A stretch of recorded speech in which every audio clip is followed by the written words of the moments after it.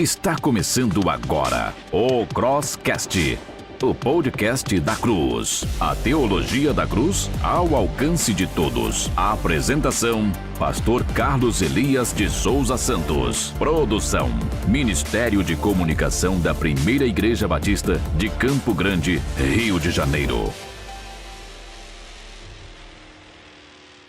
Boa noite, queridos. Que alegria. Estamos aqui em mais um episódio do nosso Crosscast. Hoje nós estamos no 13º episódio da nossa segunda temporada do Crosscast. 19 de janeiro, 21 horas e 36 minutos. Estamos entrando agora na sua casa para abençoar você, para abençoar a sua casa, para abençoar a sua família. Você está olhando hoje aqui a nossa mesa, daqui a pouquinho você vai perceber uma mesa com muitos livros, né, com muitos papéis, porque hoje é um encontro pedagógico, um encontro didático, um encontro pastoral. É o cuidado do pastor Carlos Elias, dos pastores e missionários aqui presentes, com sua família, preocupados com a nossa igreja, o cuidado com as crianças, o cuidado com os seus filhos.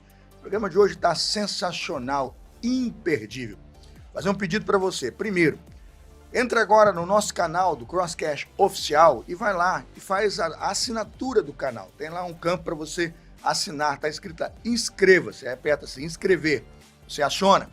Tem lá agora, nesse nosso canal Crosscast Oficial, um sininho. Ativa o sininho para toda vez que o nosso programa começar, você receber uma notificação no seu celular e ser abençoado com a palavra do Senhor. Outro pedido que eu faço já na abertura do programa de hoje é que você também nos siga lá no nosso Instagram. Siga-nos no Instagram. O nosso Instagram é Crosscast Oficial. Eu tenho muita alegria de dirigir esse programa. Estamos no 13º episódio, hoje, 19 de janeiro. Imagina, já começou ontem o ano de 2024 e nós já estamos na 3ª semana de janeiro. Cuidado, se você piscar, o ano vai acabar e você não cuidou das rotinas da sua vida. Mas hoje temos o privilégio de receber, nesse 13º episódio, um casal que particularmente eu amo muito. Eu tenho o privilégio de pastoreá-los desde o tempo que eu estou aqui no meu ministério titular. Eles estão comigo, chegaram, ele veio da Igreja Batista da Caroba, né? Era pastor lá. Eu os recebi com muito carinho e hoje é um casal que eu tenho afinidade, carinho, respeito, admiração. O filho deles, o Mateus, é meu seminarista, eu falo que é o 01, né? O top dos seminaristas da igreja, mas eu tenho que falar isso com muito cuidado, porque depois ficam 22, tudo com ciúme, né? Mas é uma alegria cuidar dessa família tão especial. Eu quero apresentar para vocês os convidados de hoje. Primeiro vou apresentar para vocês o missionário e pastor. Missionário e pastor Joelson Miranda. É missionário da APEC, já está fazendo esse trabalho há 14 anos na Aliança Pro Evangelização de Crianças. 14 anos que ele tem pastoreado a APEC, cuidando aqui do Rio de Janeiro e de mais 86 cidades. Pastor Joelson Miranda, dê o seu boa noite para a nossa audiência em casa e diga da sua alegria, da sua felicidade, né? De estar participando aqui, primeira vez aqui no Crosscast. É verdade, pastor. Boa noite, pastor Carlos. Boa noite, queridos irmãos. É uma alegria muito grande poder estar com vocês nessa noite especial para tratar de um tema que amamos muito, um tema muito especial para nós, o tema das crianças. E a nossa oração é que Deus abençoe profundamente a sua vida com tudo que será tratado nessa noite. Que bênção! E como eu disse, esse casal, eles são casados, eles são missionários, trabalham juntos e está comigo também a esposa do pastor Joelson Miranda, que é a mamãe do Mateus. Ela, Renata Duarte, é formada em teologia, educadora cristã, missionária da APEC, também 14 anos, né? Professora, eles trabalham também lá no centro de treinamento, né? Em São Paulo, são professores lá no centro de treinamento da APEC São Paulo. Vou pedir para a nossa missionária Renata Duarte dar uma boa noite ao pessoal do caso e falar da sua expectativa de participar desse programa. Eu estou muito feliz porque é um tema assim que mexe muito com o meu coração, porque realmente as crianças precisam dessa força, disso que a gente pode estar falando para as pessoas e abrindo os olhos para aquilo que realmente é importante entre as crianças. Então, eu espero que você fique bem ligadinho até o final, porque tem muita coisa que a gente vai abordar aqui, com certeza vai ser bênção para a sua vida, para os seus netos, para os seus filhos, para as pessoas, para as crianças que estão ao seu redor. Que legal, Renata, que alegria já deu todo o spoiler do programa. Todo o spoiler, desafiando todo mundo a participar, a interagir. Eu vou fazer uma coisa para você, papai. Se você tem uma TV aí com o seu Wi-Fi conectado, vai para a TV, papai. Sai desse celular, abre a TV, bota a criançada no tapete e desfruta. Porque vai ser muita coisa boa, né? Faz uma pipoca, bota um queijo ralado, senta na TV e desfruta dessa 1h30, porque aqui o cinema é bíblico, né? Aqui a nossa tela é tela crente, não é tela quente não, né? É tela crente. Palavra de Deus chegando na sua casa. Pastor Joelson, Renata, a gente não faz nada aqui sem a permissão de Deus. O Evangelho diz, sem mim nada podeis fazer. Eu vou pedir a Renata que humildemente ore agora, Renata, e peça ao Santo Espírito de Deus que assuma essa mesa, que assuma o controle desse espaço, que a gente gaste o nosso tempo aqui, sendo realmente pastores das famílias e abençoando os lares. Renata vai orar, depois da oração a gente começa o nosso primeiro momento. Senhor, nós te agradecemos, porque somente pelo Senhor é que estamos aqui. Tu sabes, Senhor, do nosso coração. Obrigado, porque o Senhor tem dado oportunidade, Senhor, para que as crianças sejam exaltadas também, Senhor, no teu reino. Tu tens um amor muito grande por elas e nós queremos obedecer ao Senhor em tudo, inclusive no cuidado com elas. Que o Senhor nos ajude, nos capacite, nos ilumine, que nós possamos falar daquilo que agrada ao Senhor, porque a nossa vida em tudo deve te agradar. Nos ajude a ser fiéis à tua palavra, a obedecermos ao Senhor no cuidado com as crianças. Que tudo seja abençoado para a tua honra, para a tua glória, para o teu louvor, porque é para isso que vivemos. Em nome de Jesus, amém. Amém. Glória a Deus. Que bênção orar e pedir a bênção do Senhor para o programa dessa noite. Nós vamos então começar o programa e a gente vai, como faz sempre aqui, para o primeiro bloco. Crosscast, o podcast da cruz. No Evangelho de Jesus, no Evangelho de Mateus 19:14, há um pedido do Senhor Jesus muito claro nos discípulos que procuraram impedir as crianças de fazer uma aproximação dele, uma aproximação física, de toque, de contato. Ele repreende os discípulos, eu entendo que a palavra ali é repreensão, e diz assim, deixai vir a mim as crianças, não as impeçais. A Bíblia Sagrada traz o relato de como as crianças eram tratadas. O tempo todo traz esse relato. Elas eram tratadas com diferença, com indiferença. E as culturas tratavam as crianças de forma diferente. O judaísmo valorizava. Botava na mesa, a Bíblia diz, sentado à mesa, ao redor da mesa, falando com elas, ensinando, né? Então há uma diferença grande. Agora, os cananitas, Canaã, sacrificava crianças. Os relatos históricos mostram que as crianças quase sempre eram tidas com pouca importância na sociedade. Versículos como Mateus 15:38. Mateus 15:38 diz que as crianças não são contadas no milagre da multiplicação. Está lá no texto. Comeram 4.000 homens. Aí está assim, sem contar mulheres e crianças.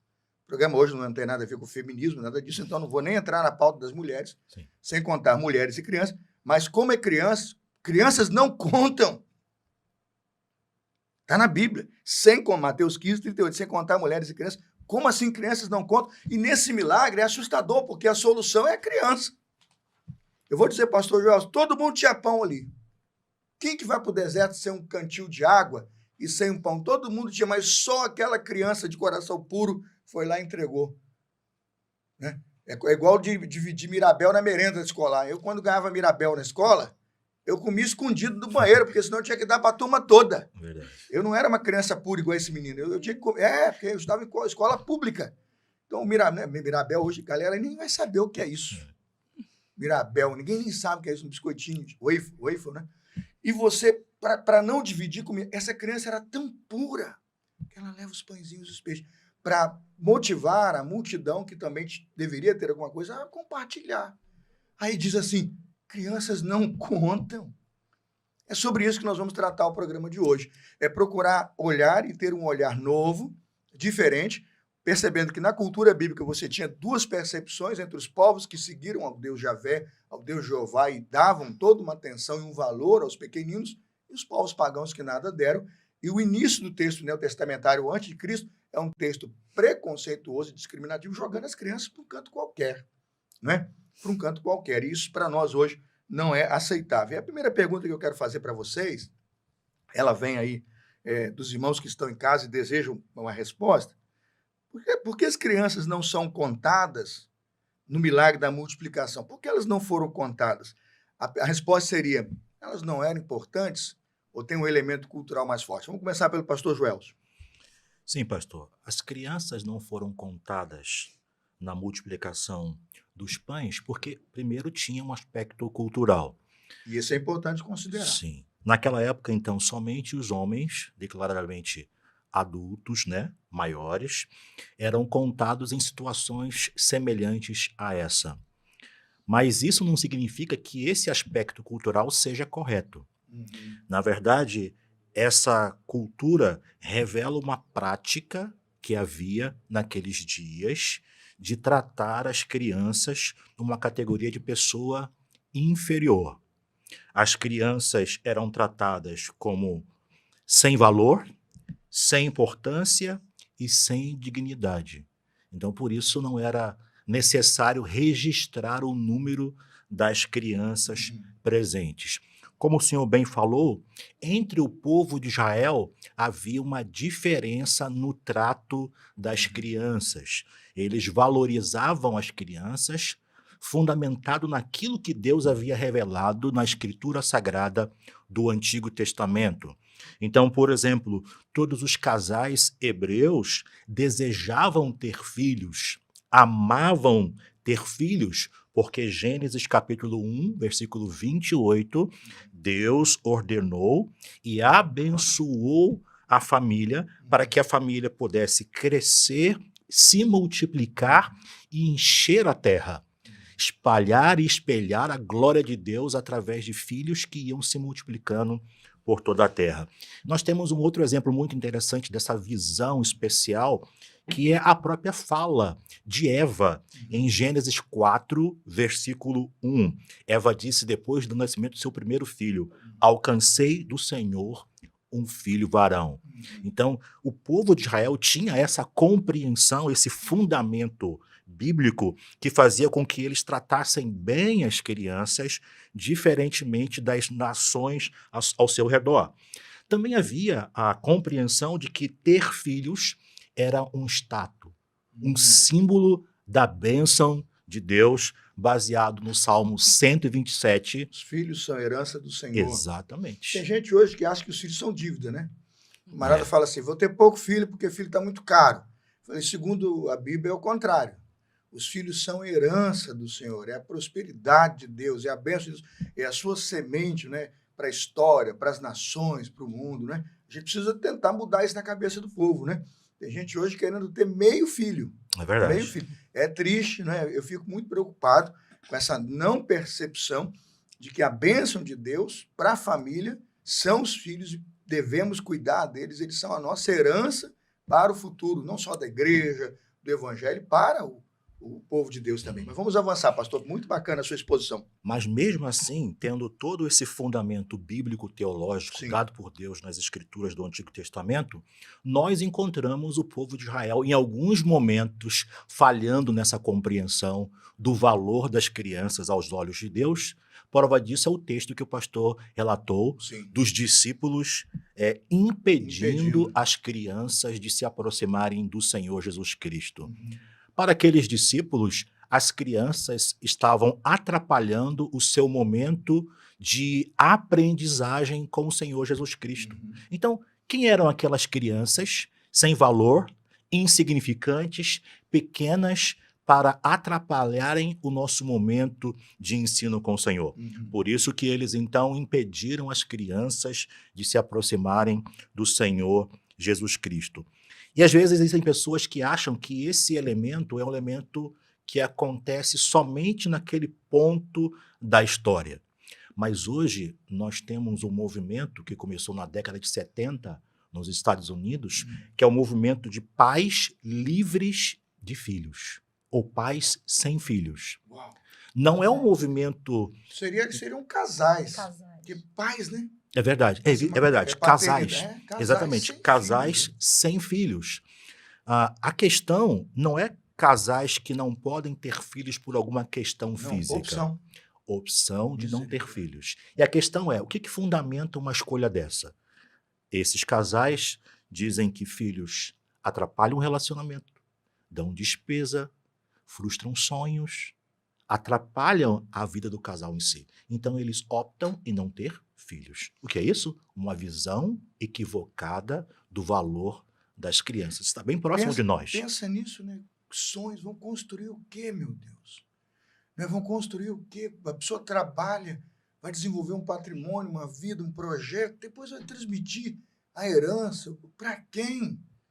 Ainda que fosse uma descoberta científica, quem vai ver esse legado? Meu Deus, né? Como que o plano de Deus é absolutamente melhor do que qualquer desatenção humana, né? Da cabeça humana de alguém que pensa uma coisa dessa e vislumbra nisso uma possibilidade, né?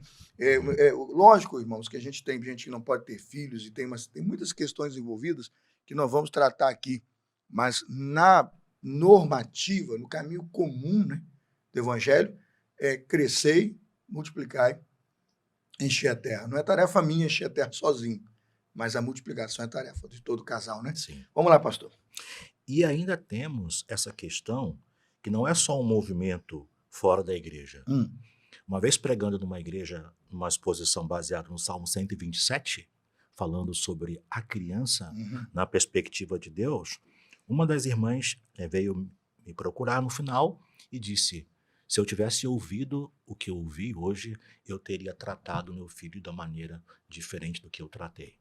Então, nessa caminhada como missionários da APEC, por esse Brasil, Sim. nós temos encontrado também na igreja, em alguns momentos pontuais, uma visão equivocada das crianças. As crianças atrapalham, as crianças são barulhentas, as crianças dão prejuízo. Então, não valorizam as crianças como Jesus valorizava. E eu gosto muito de terminar algumas aulas que dou de fundamento bíblico para os alunos da PEC, citando uma frase do grande pastor puritano John Bunyan, no seu clássico livro O Peregrino. Ele disse assim: se eu pudesse começar o meu ministério de novo, estaria pescando meninos e meninas para Jesus. Glória a Deus. O grande John Bunyan tinha visão bíblica sobre as crianças. Glória a Deus. Renata, e aí? As crianças não são contadas por quê? Elas não eram importantes? Sempre foram importantes, mas a gente sabe que os povos pagãos, eles lidavam com as crianças totalmente diferente daquilo que Deus tinha determinado. Mas nós somos pecadores. E o povo era pecador também. Nem sempre seguia aquilo que Deus havia ordenado, como Deus havia ordenado. Mas hoje a gente também é pecador. Às vezes a gente fala assim, mas viu como é que aquele povo lá, ele era assim e fazia isso, era meio machista. Pega aquele extremo, né, e Exatamente. tenta se dizer assim, bom, mas eu estou usando uma Eu sou régua bom. muito ruim, né? É interessante, Renata, que a Bíblia fala sobre isso. Você falou da questão de que no povo de Deus o tratamento era um, nação pagã é outro. Do povo de Deus não contava, mas os cananitas matavam as crianças. Exatamente. Primeiro Reis, né? Primeiro Reis 16:34. Esse texto é muito doído. Primeiro Reis 16:34, eu deixei aqui, diz assim: era reinado de Iel e de Betel. Ele reconstruiu Jericó, o rei, né, Iel. Ele reconstruiu Jericó e lançou os alicerces à custa da vida do seu filho mais velho, Abirão. Instalou suas portas à custa da vida do seu filho mais novo. Aí eu olhei isso aqui e falei, reconstruiu Jericó à custa de 2 filhos. Aí eu falei, vendeu os filhos e pagou o portão e os muros? Não, eu fui pesquisar lá. Eles sacrificavam as crianças e sepultavam nos alicerces. Nos alicerces. E não é questão bíblica, está nos livros de história. Eles inauguravam uma casa, sacrificavam a criança para abençoar a casa ao seu Deus pagão, botavam sepultado um filho no alicerce da casa. Tem misericórdia. Como que nós precisamos hoje alertar famílias inteiras, né? A Bíblia está dizendo aqui para a gente ficar atento de que há uma cultura de morte e pode não ser um sacrifício de colocar debaixo da terra no alicerce, mas para de alguma forma matar, não gerando aborto. Sim. Há uma cultura de morte. As crianças são prioridade, elas são importantes. Nós temos que tratar esse assunto com muita força, Renato, porque parece uma palavrinha comum, né? Deixai vir a mim, mas o deixai vir a mim de Jesus é deixem viver, deixem andar, deixem sorrir, deem o melhor, deem espaço, porque há uma cultura de morte. Nesse movimento feminista, muitas vezes, há uma cultura de morte, querendo ceifar a vida dos pequeninos e também delegá-los uma educação de terceiros, não há presença maternal, afetividade, nossas crianças estão morrendo, que é todos esses suicídios aí, com 12, 13, 14, senão crianças em absoluto estado de depressão, abandono dentro dos lares, Renato. Né? Verdade. Então vamos lá, continua para mim que a sua exposição está maravilhosa. Eu fiz um aporte, porque meu coração cortou aqui quando você falou, tratavam de maneira horrorosa, horrenda, os pequeninos, né? E justamente o que o senhor abordou era exatamente o que eu pensei em citar. Vamos lá. Porque, assim, às vezes a gente fala assim, mas aquele povo lá, tá vendo? Deus era assim, né? Algumas pessoas julgam isso aí. Mas se a gente for pensar nos povos pagãos, e hoje, a gente faz a mesma coisa com as crianças. Quando a gente mata uma criança dentro do ventre, porque a gente crê que já há concepção desde o momento. A medicina diz isso. Exatamente. A medicina crê que a concepção é no momento que ela está fecundada ali, ela gerou vida. Salmo Ela é 139 viva. fala. No embrião, no ventre, o senhor já me Exatamente. Conhece. Inclusive, já numerou ali todos os dias para mim. Exatamente. Por isso que a gente entende que é realmente um homicídio, é matar mesmo. Porque já estão contando os dias de uma criança. E vários textos falando que Deus chamou desde o ventre algumas pessoas. Então, assim, a gente vê que não tem como... Se você é um cristão, você precisa crer o que a Bíblia diz. João Batista e Jesus estão dialogando, não estão? Nos ventres lá no Evangelho não diz isso? Aqueles bebês, na minha percepção, estão dialogando, não estão? Meu Deus, como a gente aplaca uma cultura dessa, né? Mas vamos lá. E aí, o que a gente observa hoje? A gente fala, mas viu como eles eram machistas, eles eram isso. Mas e quando a gente mata uma criança? No ventre ou fora? Porque tem gente que matou, né? Esses dias a gente ficou sabendo de uma criança que morreu com 2 aninhos e tal. Então a gente fica assim, pensando... As pessoas são muito rápidas em julgar a cultura da época, mas a gente faz, às vezes, pior hoje. Mata a criança. Quando a gente fala assim, a criança não é capaz de entender.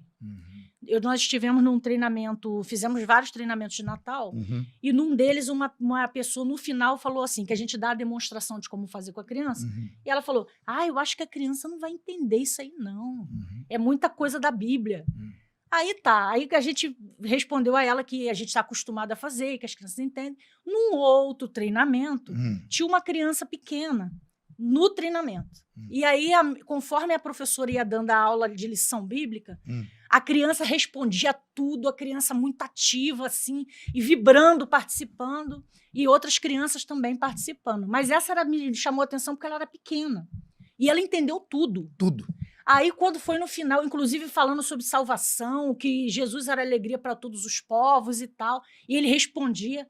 E aí, no final, quando eu estava lá separando as coisas, ele falou, tia, eu posso ajudar a entregar um cartaz que eu estava entregando? Eu falei, pode. Vou dar aqui para você. Quando vier uma pessoa, você entrega. Aí eu falei assim, quantos anos você tem? 4 anos. Aí eu falei assim, parece até meu filho, porque quando eu fiz o curso da PEC, Mateus creu em Jesus com 4 anos. Com 4 anos ele faz uma confissão? Sim. Eu já ensinava a Bíblia desde o ventre, pastor. Já na minha barriga eu já fazia culto doméstico, já orava, já consagrava ele ao Senhor e tudo, cantava músicas. E aí, quando ele foi crescendo, ele trabalhava muito, eu ficava em casa, eu tomei essa decisão de ficar em casa com Mateus para ensinar também a palavra de Deus, e o dia todo palavra, palavra, palavra o tempo todo. E quando eu fui fazer o curso da PEC, ele tinha 4 anos, eu falei assim, tem que fazer um evangelismo com a criança, né? Eu falei, a primeira criança que eu vou pegar vai ser o Mateus. E eu estava arrependida, porque eu já tinha ensinado tantas crianças, que eu dou aula desde adolescente. Eu falei assim, gente, eu nunca falei do evangelho para as crianças. Nunca falei de Deus, do amor de Deus, nunca falei que Jesus fez do pecado, nunca falei. Aí eu vou falar com meu filho. Quando eu terminei, que eu perguntei para ele, você entendeu o que eu falei? Ele, entendi, mãe, entendi que eu sou pecador, eu desobedeço ao Senhor, eu faço isso. Ele falou tudinho, eu fiquei assim, incrédula, pecadora, eu pensei... A gente às vezes lê, mas duvida, né? Porque eu nunca tinha feito, não tocar com as mãos e não sentir os cravos. Foi assim, uma coisa assim que eu percebi que não é questão de idade, mas é questão assim de entendimento. Se a criança está sempre sendo alimentada com a palavra de Deus, aquilo vai se tornar muito mais fácil para ela entender. É como o adulto. Uhum. Uma pessoa que nunca ouviu do evangelho chega na igreja e ouve pela primeira vez. Deve ser, né? O impacto, né? Quem pode dar para a criança, ou para o adulto, ou para o senhor de cabelinho branco, o entendimento da palavra? Quem pode abrir Vem os com o seus tempo, olhos? né? Um adulto ouvir É. sobre expiação. Sentou na igreja um sermão, expiação, justificação, santificação, glorificação, eleição. O adulto fica pensando, se a eleição não é em novembro, né? Outubro, não tem qualquer sentido na cabeça daquele indivíduo, até que ele vai caminhar com a vida, vai ser Exatamente. impactado no arrependimento, aí depois vai entender todas as doutrinas da graça, perseverança, mas naquele momento ali eu imagino que não faça sentido nenhum, porque é o Espírito que convence do pecado, Sim. da justiça. Renata, mais alguma coisa para concluir desse primeiro momento? Então, a gente tem que parar com aquele pensamento, vou esperar crescer e a criança decidir. Porque nós, como pecadores, nós decidimos pelo pecado. E se a criança não aprender sobre o grande amor de Deus, que ela é uma pecadora, e que pela misericórdia de Deus a gente pode fazer o que a gente faz, às vezes alguma coisinha mínima de bondade, é porque o Espírito Santo nos ajuda a partir do momento que a gente crê no Senhor Jesus. Eu quero dar só um testemunho rápido desse negócio da criança entender, né? De que era o ano passado, em 2023, novembro de 2023, recebemos uma menina chamada Linda Copley, aqui para dar profissão de fé. E quando eu vi aquela menina pequenininha na cadeira da sala de reuniões, ela mal cabia na cadeira, aquelas cadeiras grandes, ela pequenininha. Estava até com a irmãzinha dela, a outra, né? Batizada no mesmo dia, as duas irmãs. Eu falei assim, não tem como eu batizar uma criança de 7 anos. Eu só batizo 8, 9, naquele modelo que a gente estuda da psicologia da razão. Sim. E tal. Eu fiquei coração apertado, pastor Adiel me olhando. E eu falei, inclusive, o pastor Adiel que ia batizar a Linda em novembro. Eu falei, e agora? Eu não posso chegar para essa mãe, mas eu vou ver o que tem ali, o que a criança tem para oferecer. E quando você começa a falar do evangelho, da Bíblia, e comecei a fazer as perguntas da fé, da conversão, ela sabe mais teologia, mais o evangelho, mais oração, mais vida com Deus, do que a maioria dos crentes. Ela foi para frente da igreja, para um degrau lá da igreja na hora da professora de fé, ela quase que pregou o evangelho. Aí eu falei assim, tem mais é que batizar mesmo. E a Linda hoje, né? Estamos em 2024, a Linda hoje ainda deve ser. A gente só vai ter batismo em fevereiro. Então, de novembro até fevereiro não tem batismo. A Linda vai ser a membro mais nova da igreja, porque é a última que entrou e com menor idade, porque não temos membros de 7 anos. Mas aí, para minha surpresa e meu conforto, porque eu ainda fiquei assim desconfortável. Será que eu fui o pastor que batizei uma criança de 7 anos e tudo, né? E quebrei uma história da igreja que só batiza com 8, 9? Que nada, eu fui pesquisar para achar os membros antigos, que tinham culto, depois de novembro tinha o culto, em dezembro ia ter o culto do aniversário. Aí eu fui pesquisar. Os membros que estão na igreja hoje com 87, 88, 89, que eu apresentei como antes, foram batizados com 7 anos, para minha vergonha. Aí eu falei, Deus é bom, aquilo me trouxe paz, eu falei, esse negócio de idade, a idade é, se crer e for batizado, será salvo. Tem que crer. Ali eu me converti. A crença é a régua absoluta, né, para definir a crença. Se é incrédulo, não pode ser batizado, mas se é crente, batizamos os crentes e batizemos os crentes. Amém? Parênteses que eu fiz aqui só para contar, né? Spurgeon, nesse livro aqui, Pescadores de Crianças. Lindo livro, né? Maravilhoso. É muito bom. Spurgeon é um homem assim que é, né, bem considerado, e ele diz assim na página 36: as crianças que já têm idade para pecar e serem salvas pela fé precisam escutar o evangelho e recebê-lo pela fé. E elas podem fazer isso com Deus, o Espírito Santo as ajudando. Não há dúvida sobre isso, porque muitos já o fizeram. As crianças são capazes de receber o conhecimento de Cristo muito mais cedo do que se imagina. Temos visto e conhecido crianças que deram abundante prova de que receberam Cristo e creram nele com poucos anos de idade. Inclusive, o Spurgeon foi um dos que abriu os olhos do fundador da PEC, Jesse Irving Overholtz, porque quando criança ele quis receber a Cristo e a mãe dele falou que ele era muito novo. Olha isso. Ele tinha... É quase um eu, velho homem aqui.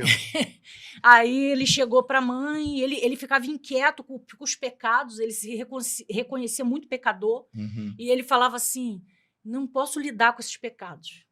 Ele fazia muita coisa errada, então ele queria assim ser salvo.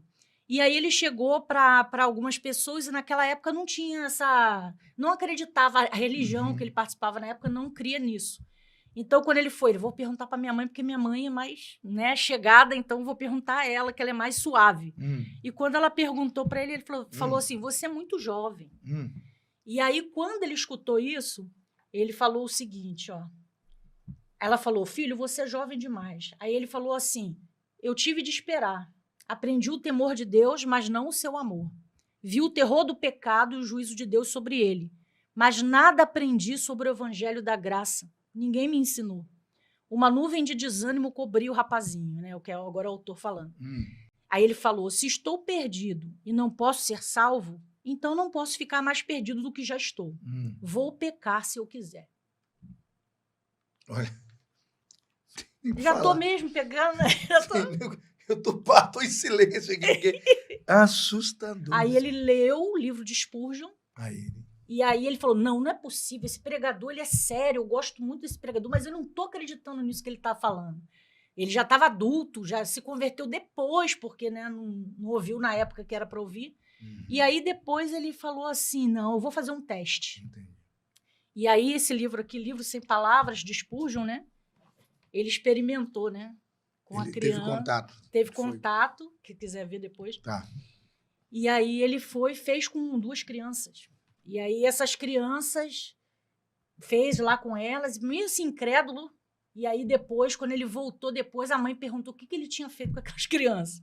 Aí ele, pensou que era uma coisa ruim. Ela falou, não, eu quero mesmo a mesma coisa que você falou para elas, eu quero para mim também. Que legal. Elas foram transformadas. Que legal. Pra gente, antes de ir para a segunda pergunta, eu vou pedir para a nossa equipe de produção, a Lídia Copley e a Cauane, depois, no final do programa, a Lídia Copley e a Cauane, façam uma foto mosaico com esses livros na mesa e botem no nosso Crosscast lá, porque o pessoal tem que ter acesso. Olha a quantidade de biografia aqui, porque o pessoal de casa às vezes fica procurando coisa boa para comprar e não sabe o que comprar. Então a gente quer colocar, a Lídia e a Cauane vão produzir isso em foto bacana, pode fazer uma foto por livro, 2 livros, faz um mosaico, vocês fiquem à vontade, elas são as produtoras do programa aqui hoje, e vocês têm liberdade para divulgar esse material. O pessoal de casa vai vibrar e vai poder procurar coisa boa, né? Sim. Porque na mesa deitado assim ninguém vai saber e está citando muito rápido.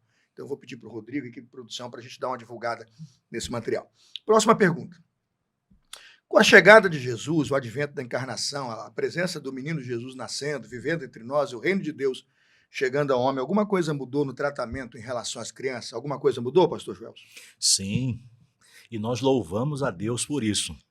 Porque o Senhor Jesus Cristo O menino trouxe... veio trazer luz aos meninos, né? Porque não é Exatamente. possível, né? Estava muito apagado as crianças. O Evangelho trouxe a realidade daquilo que deveria ser no plano original do nosso Senhor. Deus, quando criou todas as coisas. Voltando àquele texto que nós lemos logo no início da multiplicação dos pães e peixes, eu quero citá-lo novamente, Sim. mas fazer um paralelo entre o verso 38 e o verso 32. O verso 38, ele vai detalhar o tipo de pessoa que estava lá na multidão. Então, nós tínhamos homens, além de mulheres e crianças. Então, Mateus está fazendo um registro histórico dentro da cultura dos seus dias. Mas Jesus, quando ele vê a multidão, ele vê diferente. Ele não vê homens e além mulheres e crianças. O verso 32 diz assim, então Jesus chamou os discípulos e disse, tenho compaixão dessa multidão. Então Jesus olhou para as crianças e teve compaixão. O olhar de Jesus para as crianças foi um olhar diferente. E é esse mesmo olhar que nós precisamos ter hoje. Nós temos outros exemplos de textos bíblicos que falam sobre o trato diferencial de Jesus com as crianças. Se nós virarmos a página Mateus capítulo 18, de 1 a 14, é até um texto clássico que todos os alunos da PEC precisam memorizar. Tem que decorar. Os 14 versículos precisam memorizar. E esse texto apresenta para nós a forma como Jesus lidava com as crianças e via as crianças de maneira extraordinária. Os discípulos vieram caminhando, Jesus estava indo para Cafarnaum, e eles vieram discutindo entre eles a respeito de quem seria o maior no reino de Deus. Quando chegaram à casa em Cafarnaum, sentados à mesa, Jesus perguntou para eles: o que é que vocês vieram conversando no caminho? E aí ninguém falou nada, né? Eu sempre brinco com o pessoal, foi o silêncio culposo. Quando você diz para as crianças na classe: quem foi que fez isso errado? Ninguém fala. É o silêncio culposo. É o silêncio culposo. Mas um deles, e nós não sabemos quem foi, Sim. fez a resposta, né? Perguntaram para Jesus: quem é o maior no reino dos céus? Eles estavam preocupados com que cadeira eles iam sentar quando Jesus estabelecesse o seu reino. Eu quero atender esse currículo aí, Senhor, né? Eu quero estar nessa ficha, né, de catalográfica do céu, para quando pedir o currículo eu tenho todas as exigências, né, cumpridas. Sim, e talvez alguns deles pensaram: Jesus Sim. vai dizer fulano de tal, isso e aquilo. Só que Jesus faz algo completamente diferente, que eles não esperavam. Jesus chamou para si uma criança que estava ao lado, no canto, colocou no meio deles. E a partir daquela criança no meio, ele passou a ensiná-los a palavra. Pensa o impacto disso. Primeiro que ele já troca a palavra homens por multidão. Porque qualquer imperador, rei ou líder sensato, cuidem desses homens, com eles, suas mulheres e crianças. Sim. Como é que era o censo? O censo só chamava o homem. Quem tem que responder o censo é José, digamos, né? É ele que tem que responder. Primeiro é ele que tem que ir lá. Por isso é que Jesus vai nascer na cidade onde ele é profetizado, porque José é quem vai responder ao censo. Você imagina, Joelson, o escândalo que as multidões tiveram ao ver um homem referir-se a todos. E na hora de dar um exemplo, colocar exatamente uma criança no centro das atenções. Termina esse raciocínio porque vai ajudar muita gente. E assim, para nós que estamos distantes culturalmente, a impressão que temos é que Jesus apenas está mudando uma criança de um lugar para outro. Mas ele não está fazendo só isso. Porque naquela cultura, a criança deveria ficar no canto, na exclusão. Lembra-se dos discípulos. Quem são essas crianças para atrapalharem a nossa conversa? A lógica é deixar isolado. Exatamente. Só que Jesus coloca a criança no meio. Porque na visão e na compreensão do Senhor Jesus Cristo sobre as crianças tinham valor, tinham importância. Elas não poderiam ficar no canto, e sim no meio. E Jesus faz algo revolucionário. Ele começa a usar aquela criança para ensinar para os discípulos verdades extraordinárias sobre o reino de Deus e sobre o evangelho. Eles chegaram lá preocupados com quem seria maior, e no verso 3, Jesus diz assim: em verdade vos digo que, se não vos converterdes e não vos tornardes como crianças, nunca entrareis no reino dos céus. Então Jesus usa a imagem, a figura de uma criança, que naqueles dias era um ser sem valor e sem importância, para ensiná-los como se deve entrar no reino dos céus. Verso 4, pastor, ele continua a dizer: portanto, quem se tornar humilde como essa criança, esse será o maior no reino dos céus. Então, Cristo pega aquela criança, coloca no meio, no lugar de importância, de visibilidade, e usa aquela criança como modelo, como referencial, para que eles pudessem compreender qual é a atitude de grandeza no reino, é ser humilde como uma criança, e entender o valor da criança aos olhos do Senhor Jesus Cristo. Então nós louvamos a Deus porque Cristo, ele ensina aos seus discípulos e ensina à sua igreja hoje o valor que a criança tem aos olhos de Deus. Bem, eu até fiz uma anotação aqui do livro Por que Evangelizar Crianças, do pastor Sandorti.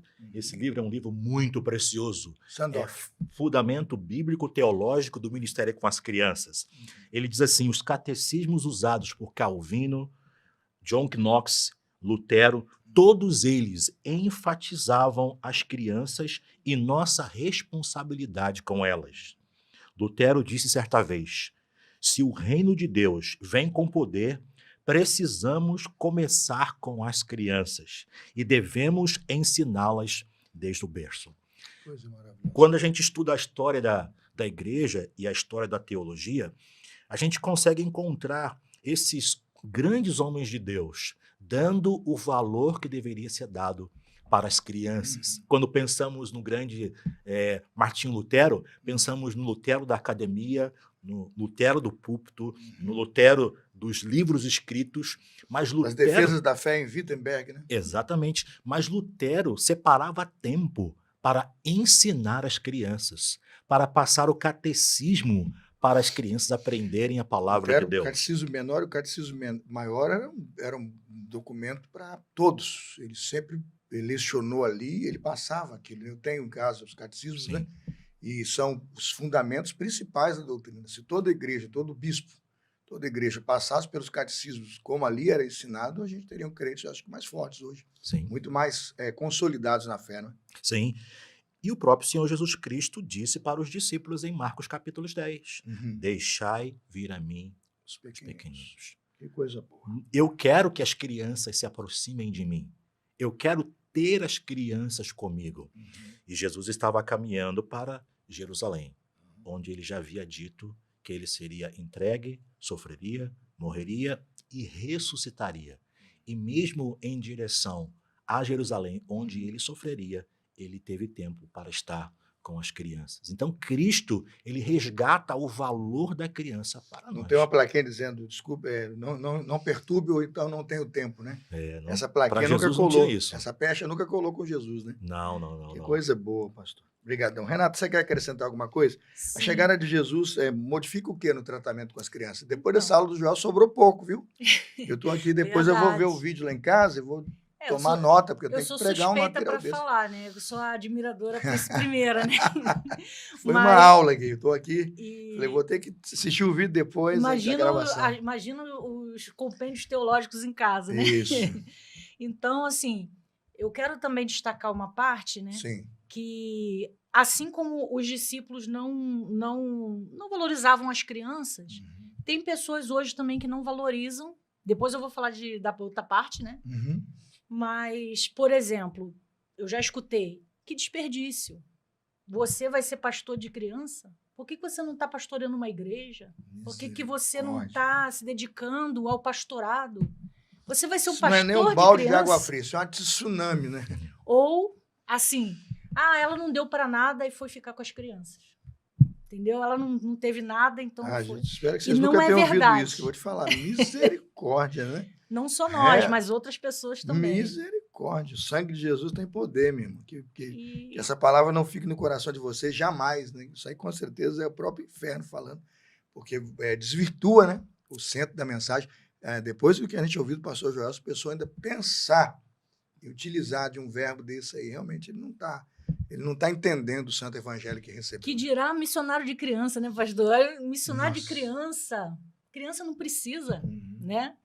Então, assim como tem essas pessoas negativas que pensam o contrário, mas tem também pessoas que largaram. A gente conhece pessoas porque a gente dá aula, né, no Centro de Educação Nacional da PEC. Futuras pessoas que vão para lá, às vezes nem para ser missionário, mas conforme ouvem a palavra de Deus, elas deixam Uhum. grandes coisas promissoras e tal, e largam tudo para se dedicar à evangelização das crianças. Né? Joelso tinha a carreira dele lá militar, largou para seguir o Senhor. Isso aí, você está dizendo o quê? Que as crianças são importantes. E outras pessoas, muitas outras pessoas, com assim, graduações altas e tudo, mas não, eu vou me dedicar às crianças. Não é fácil, mas tem pessoas assim. Professores, que a gente tem alunos que, às vezes, eles dão do próprio dinheiro para fazer um curso, para se dedicar, porque entendem como ministério aquilo que elas estão fazendo para a criança. Então, não, eu vou pagar, eu vou me dedicar.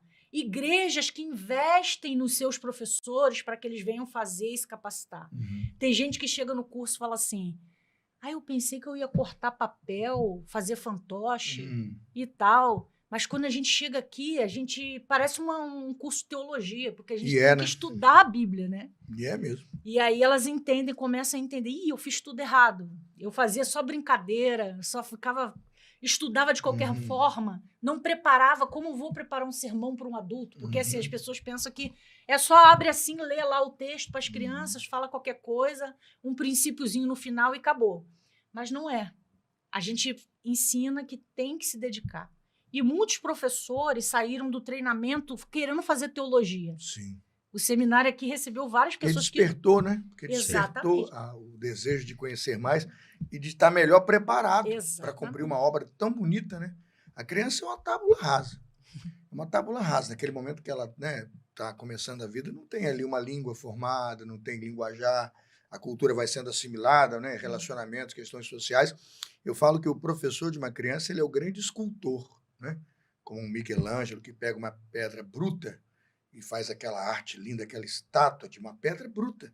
Eu falo que um professor de crianças ele vai transformar um ser humano ali numa coisa maravilhosa, sua ética, seus conceitos, suas bases teológicas, porque ele vai lapidar o coração da criança. Eu creio que é isso, né? O professor tem que ser um artesão mesmo, né? De caráter, de personalidade. Né, Renato? Jorge Barna, ele fez diversos estudos, né? Antigamente era esse nome aqui, mas agora está com outro nome no livro, Transformando Crianças em Campeões. Mas é o mesmo conteúdo.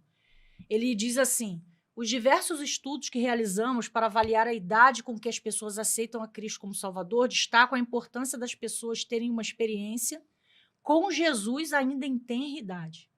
Descobrimos que a probabilidade de alguém receber a Jesus como Salvador é de 32% dos 5 aos 12 anos, 4% dos 13 aos 18 e 6% após os 19 anos. Em outras palavras, se as pessoas não recebem a Jesus Cristo como Salvador até a adolescência, a chance de virem a fazê-lo é mínima. Porque depois que ele vai para outras coisas, é muito difícil a pessoa voltar. Claro que o Espírito Santo, ele atua. Quem faz é o Espírito. Ele vai atuar. Mas a nossa capacidade de interagir com uma criança, o resultado é isso aí. Até os 7 anos é a melhor época para você ensinar. Não que você não deva mais ensinar, depois dos 7 já era, não dá mais. Não é isso. Mas você, até os 7, a criança está ali em total formação. Tudo que ela vê, escuta, aprende, aquilo fica ali. Então, aquilo vai desenvolver mais lá na frente, ela vai se lembrar daquilo que foi ensinado para ela. Então, a melhor idade, melhor fase, eu falo de 0, não é nem de 1, é de 0 até a idade que você puder. Os versículos que eu tenho comigo, os salmos que eu decorei, os versículos que eu sei quase todos, são do tempo maior com a minha mãe e meu avô ali. Um tempo muito precioso. Tudo que eu fico recitando de cor, eu ganhava debates, versículos assim, imensos, eu trouxe da minha mãe. Porque ela, o tempo todo em casa, lendo, repetindo e requerendo que a gente aprendesse, memorizasse, muito presente naquele tempo. Então, eu tenho que reafirmar a sua teoria. Eu sou prova disso, que fica na gente aquilo que a gente recebeu em casa, do cuidado dos nossos mestres que nos treinaram. É isso? Você falou de vó, de mãe, e a gente lembra de quê? Lloyd e Eunice. Vó e mãe. Timóteo. 2 Timóteo 3,15, né?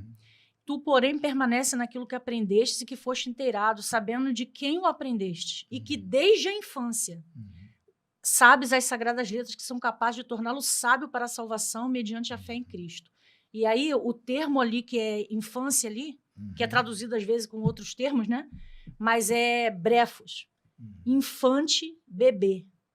E aí, a segunda parte, as sagradas letras, né, é que vão tornar ele sábio para a salvação, né, mediante a fé em Cristo Jesus. Então, você vê que não tem outro caminho. Tem que ensinar desde que você puder, a partir do momento.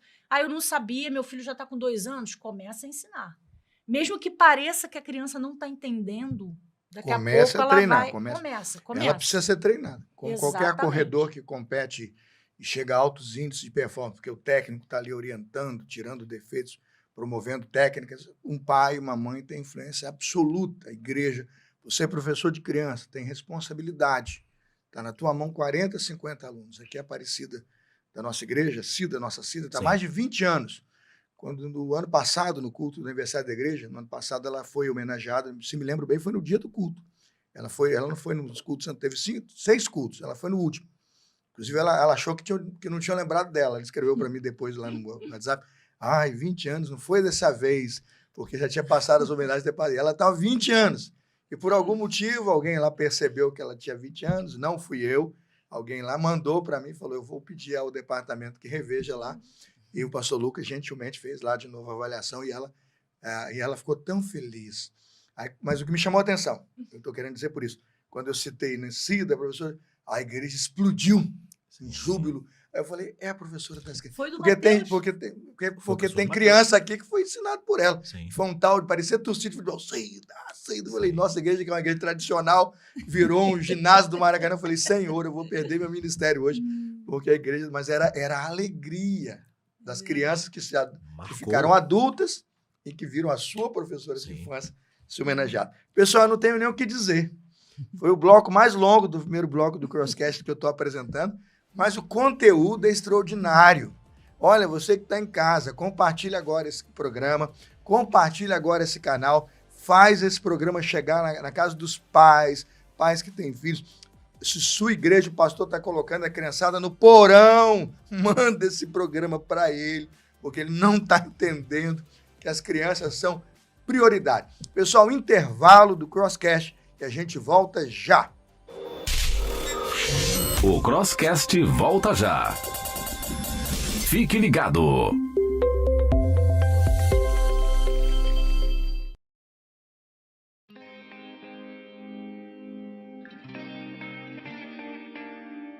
A PEC no Brasil. Há 82 anos, ela colabora com a igreja na evangelização das crianças, também no discipulado e integração das crianças na igreja local. A PEC está presente em 23 estados e no Distrito Federal, com um total de 91 missionários, incluindo os de tempo integral, parcial e indígenas, além de uma rede de 4.276 voluntários. Através de vários cursos de capacitação, a PEC alcança crianças em todo o território nacional. Através de ampla variedade de literatura e múltiplas estratégias de evangelismo, a PEC chega a crianças em todo o território brasileiro. A PEC também se dedica a alcançar crianças de grupos marginalizados, como ciganos, imigrantes, ribeirinhos, do sertão e surdos. Em 2022, foram alcançadas 213.793 crianças com o projeto de Natal Emanuel, o Mistério do Natal. No total, 577.117 crianças foram alcançadas e 81.178 receberam aconselhamento para a salvação. Estamos trabalhando para alcançar novamente 1 milhão de crianças.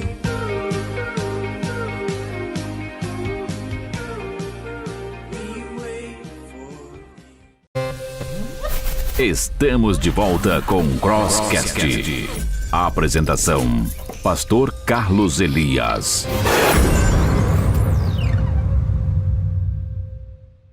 Pessoal, estamos de volta. Crosscast, 13º episódio, segunda temporada. Janeiro tá, demais. Muito bom mesmo o nosso projeto aqui de janeiro. Estou muito feliz pelos convidados, que a gente recebeu. Já estamos no nosso terceiro encontro, terceira sexta-feira, e tem sido uma bênção participar desse janeirão com vocês. Muita gente de férias, mas eu falo que o diabo não tira férias. Então a gente vem, produz material para guerrear e lutar pró-evangelho, pró-crianças, para a salvação das nossas crianças. Vamos lá, vamos abrir agora, Rodrigo, vamos abrir o segundo bloco. Você está conectado no Crosscast, o podcast da Cruz. Pergunta vai para pastor Joelson. Primeira pergunta, por que devemos evangelizar as crianças? Elas estão perdidas no pecado? Ou a máxima é aquela delas, já é o reino dos céus? Eu confesso, eu tenho dúvidas. A gente lê tanto texto, tanta coisa, e eu fico aqui, Senhor, nos ajude a compreender o que essas verdades bíblicas significam. devemos evangelizar as crianças? Sim, essa é uma resposta bem clara que nós podemos dar, e existe um fundamento bíblico, teológico e histórico para isso, a respeito da evangelização das crianças. Quando me perguntam sobre essa questão, eu sempre vou respondendo citando os textos bíblicos. Uhum. Então, por que nós devemos evangelizar as crianças? Primeiro, por causa de João 3,16. Porque Deus amou o mundo, e isso inclui as crianças. As crianças estão incluídas no amor do nosso Deus, o que nos motiva a levar meninos e meninas aos pés do Salvador Jesus Cristo é porque elas foram alvos do amor precioso do nosso Deus. Segundo lugar, por que nós devemos evangelizar as crianças, Pastor Carlos? Porque é uma ordem clara e objetiva de nosso Senhor Jesus Cristo. Marcos 16:15, Jesus ordenou aos seus discípulos: vão pelo mundo todo e preguem o evangelho Toda a criatura. toda criatura. Toda criatura. É o Isso grego. inclui as crianças. Palavra É uma forte ordem. ali. É uma ordem. Ah, É o imperativo. exatamente, exatamente. Então, se uma ordem é dada, ela deve ser obedecida. No quartel não havia meio termo. Não tem. Ordem, missão dada, Missão cumprida. missão cumprida. Então, não evangelizar as crianças é uma questão de desobediência a uma Estado de ordem desobediência. clara. Exatamente. E Marcos 16:15 não só nos apresenta a ordem clara do Senhor Jesus Cristo, mas já estabelece para nós o conteúdo do que nós temos que fazer. Uhum. Vão pelo mundo todo e preguem o evangelho. Mark Dever, ele usa uma figura muito interessante para falar sobre essa nossa responsabilidade, que é a figura do carteiro. Ele escreve 9 marcas, né? Exatamente. Nós não precisamos inventar o conteúdo da mensagem. Nós só levamos a carta. Exatamente, porque o conteúdo já foi determinado. As crianças precisam do evangelho todo, do evangelho pleno. E nós, como pais e professores, precisamos ser fiéis ao evangelho do nosso Senhor Jesus Cristo. Não existe, pastor, um outro evangelho para as crianças, um evangelho diluído, um evangelho enfraquecido, um evangelho raso. Paulo, na carta à igreja da Galácia, se trouxer outro evangelho, anátema. Exatamente. Eu estou nesse rigor bíblico. Para as crianças, o evangelho é o mesmo para os adultos. Todos pecaram, instituídos estão na glória de Deus, né? Mas se confessarmos nossos pecados, ele é fiel e justo, não é isso? Para nos perdoar os pecados e nos purificar de toda a justiça. O salário do pecado é a morte, o dom gratuito de Deus, vida eterna. Isso é o evangelho. Que passar disso, procedência maligna, não é isso? Exatamente. Por exemplo, nos treinamentos da Sim. PEC, quando os alunos vêm para estar conosco durante os 11 meses, eles aprendem a apresentar o evangelho para as crianças. Por exemplo, quando tratamos sobre as narrativas do Antigo Testamento, eles não são ensinados somente a apresentar os fatos, mas mostrar para as crianças como aquela história aponta para o Senhor Jesus Cristo. Porque Cristo é o evangelho. Ele é a boa notícia. Então nós devemos pregar o evangelho porque é uma ordem. E o conteúdo já foi dado para nós. Nós devemos pregar o evangelho para as crianças porque Jesus quer que as crianças se aproximem dele. Marcos 10:14. Deixai vir a mim as crianças. E aí, pastor, nós entramos no calcanhar de Aquiles do ministério. Nós devemos evangelizar as crianças porque elas são pecadoras, elas nascem assim, estão espiritualmente mortas e precisam de um Salvador. Efésios 2, né? Estamos mortos em nossos delitos e pecados. Isso inclui todos nós. Exatamente. Né? A Bíblia diz que estando mortos em delitos e pecados, Cristo nos vivificou. Exatamente. Se isso é o evangelho, preguemos isso, ensinemos isso. Né? Exatamente. Todos pecaram, né? Todos pecaram. Essa é a questão, porque muitas pessoas não conseguem ver a criança na sua condição natural. Romanos 3:23 diz, todos pecaram. Romanos 3:10 diz, não há justo, nem sequer nenhum. Não há quem entenda, não há quem busque a Romanos Deus. 5 diz que em Adão, Romanos 5, Sim, todos pecaram E por um, o pecado entrou no mundo, afetando toda a raça. Do mesmo jeito, Cristo entra como segundo Adão e vai nos remir e vai nos trazer a redenção. É o primeiro, Romanos 5. Primeiro Adão, com o primeiro Adão, o pecado, com Jesus, o segundo Adão, a vida e a salvação. Exatamente. Mas nós temos muitas pessoas hoje que não conseguem ver a criança como pecadora.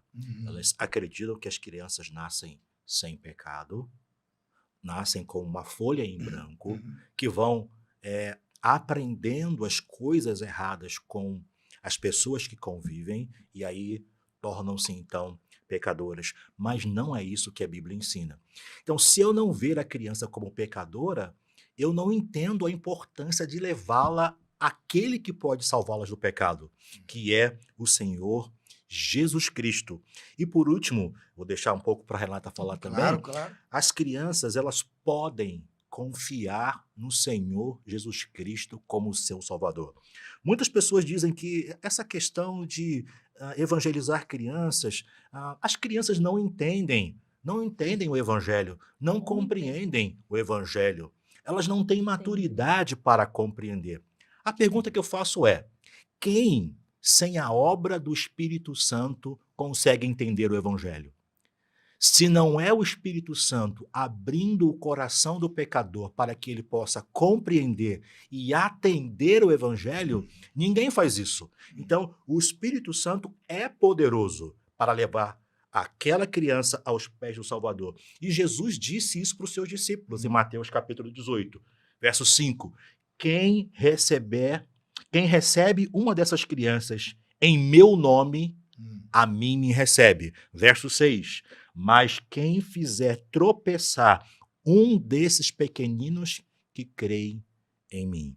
A palavra crer aqui é a mesma palavra crer de João 3,16. Crer para a salvação. Então, sem Jesus Cristo, ele cria que uma criança poderia ser salva. E Charles Spurgeon, que amava a evangelização das crianças, disse assim: eu anseio, desejo, choro diante de Deus, para que abençoe essa minha tão frágil palavra para a conversão de muitas crianças queridas. Ele encerrando um sermão que ele pregou em 1886. Então, nós devemos apresentar o evangelho para as crianças. Elas precisam ser evangelizadas. Eu estava compartilhando com um menino numa classe, eu e ele, e a gente usa o método do livro sem palavras. E a página dourada eu falei sobre o Deus Criador. Começamos sobre Deus porque Deus é a fonte da salvação. Depois eu fui para a página escura e falei sobre o problema do pecado, que ele era um pecador e que o pecado o separava de Deus. E eu perguntei para ele, mas então como é possível um Deus santo e justo se relacionar com pecadores? Ele pensou, botou a mão na cabeça e disse assim: é impossível. É impossível um Deus santo, justo, se relacionar com pecadores. Mas eu disse, mas Deus tornou isso possível quando ele enviou o seu Filho Jesus Cristo. Foi a dúvida de Maria, né? Mas será possível? Aí o anjo fala, para Deus nada é impossível. Ele faz a providência, ele resolve o problema, né?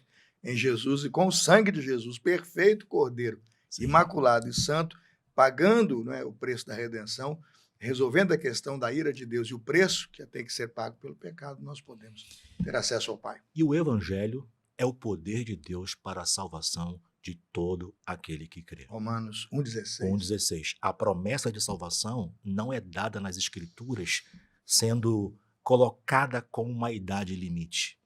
Nós nunca encontramos a Escritura estabelecendo uma idade limite para a salvação. A Escritura diz uma promessa e uma condição. João 3,16, a promessa é vida eterna, a condição é crer.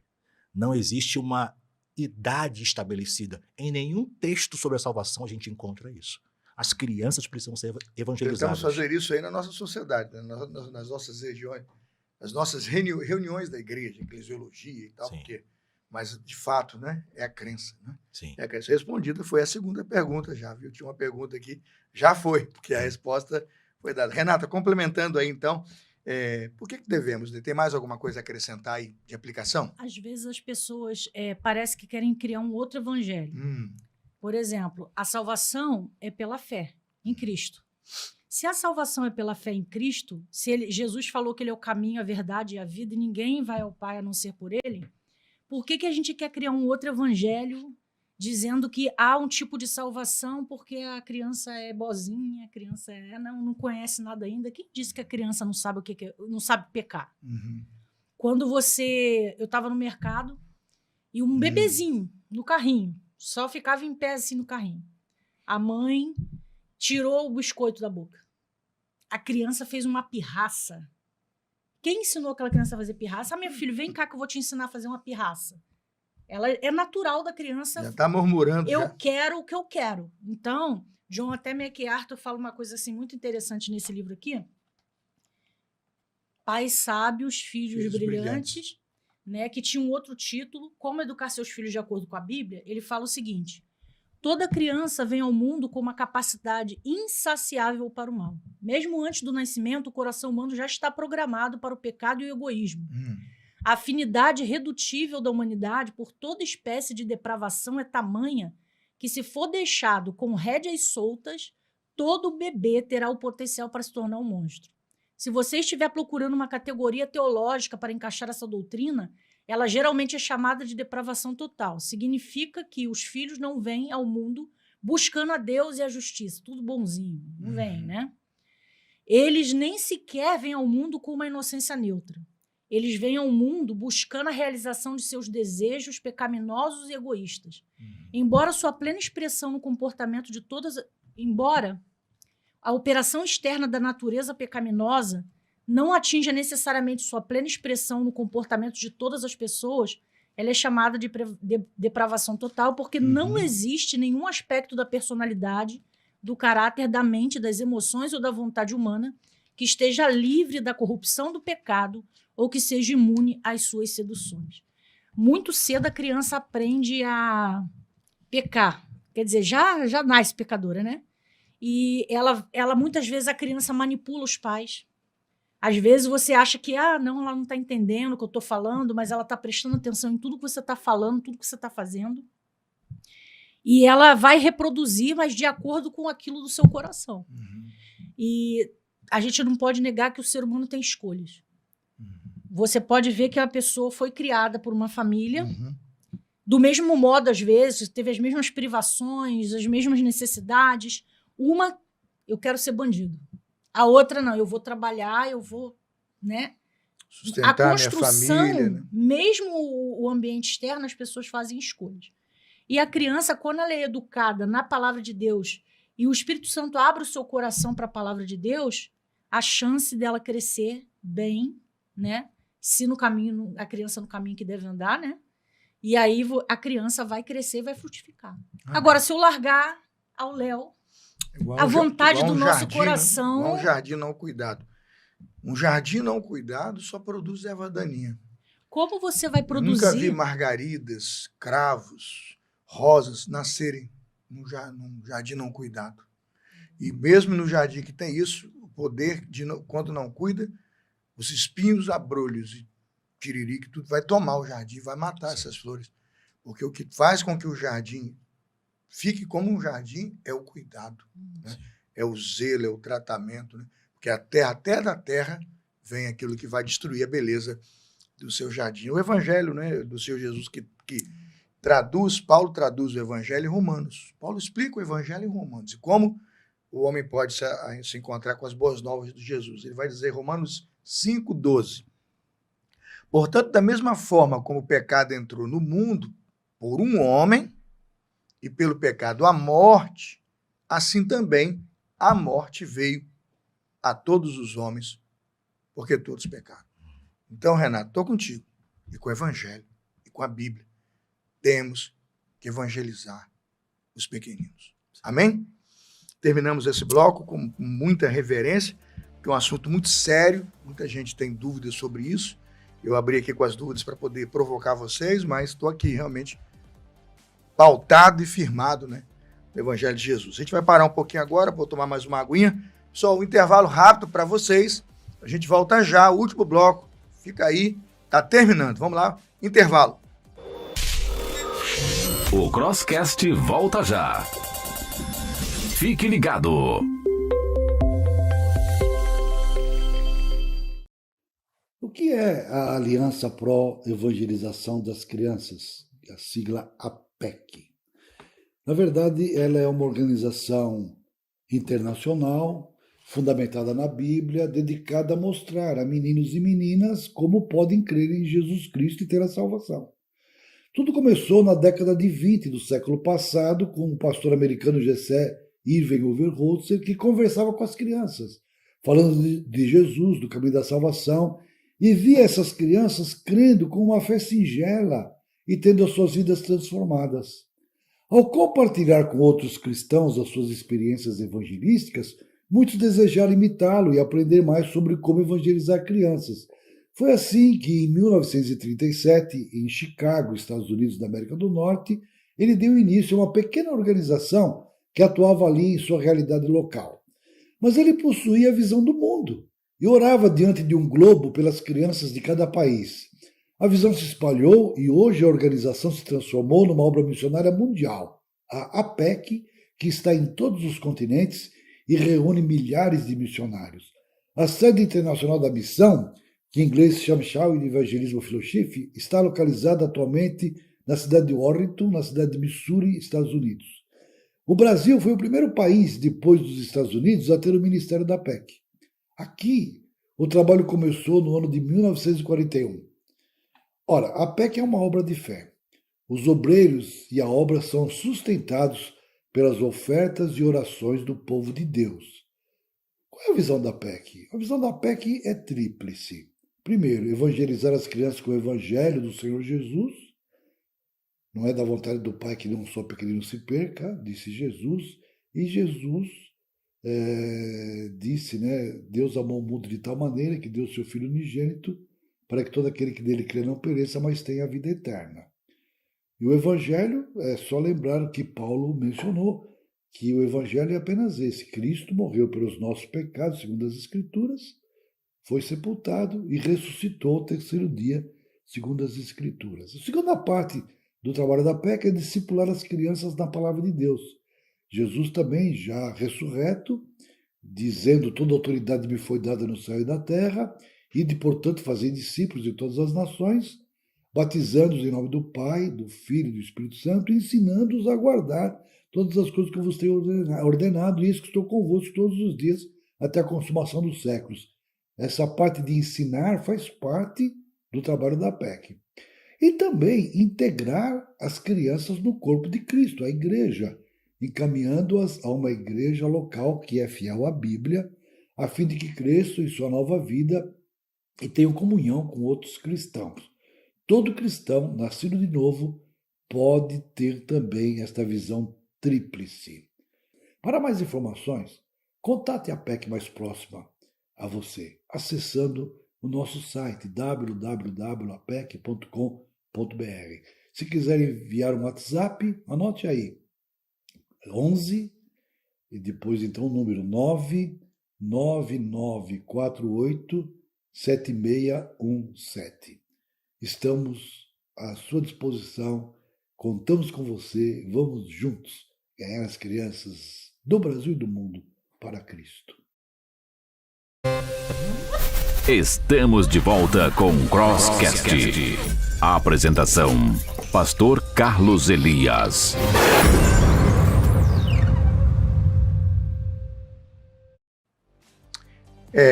Dá vontade de chorar, né? Acabando, a gente gostando demais aqui, queria de repente fazer essa sexta-feira uma vigília em casa. Na sexta-feira ninguém está fazendo nada, podíamos ficar até 3 da manhã, 4 da manhã conversando, mas não vai dar não, porque também amanhã tem sol, tem praia, tem que aproveitar um pouquinho, verãozão, a gente tem que descansar um pouco. Eu imagino que sabadão o hospital não está lotado, né? Eu imagino. Pessoal, último bloco, vamos para o último bloco. Crosscast, o podcast da Cruz. São 2 perguntas, o tempo é pouquinho, mas vamos ser objetivos, né? E 2 perguntinhas básicas. Quando as crianças não são prioridades, o que acontece? E aí vem quais os benefícios de quem prioriza, não é? Quando as crianças são priorizadas na igreja local, quais são os benefícios disso? Vamos começar pela Renata, depois o pastor Gelson termina. E aí, Renata, vamos lá.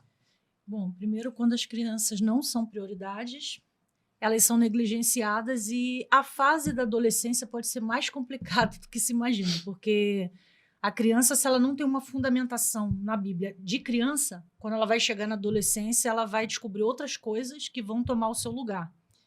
E se ela não for trabalhada desde cedo, a gente vai ter aí pessoas que vão poder experimentar coisas que não experimentaria se tivessem sido alcançadas cedo, né?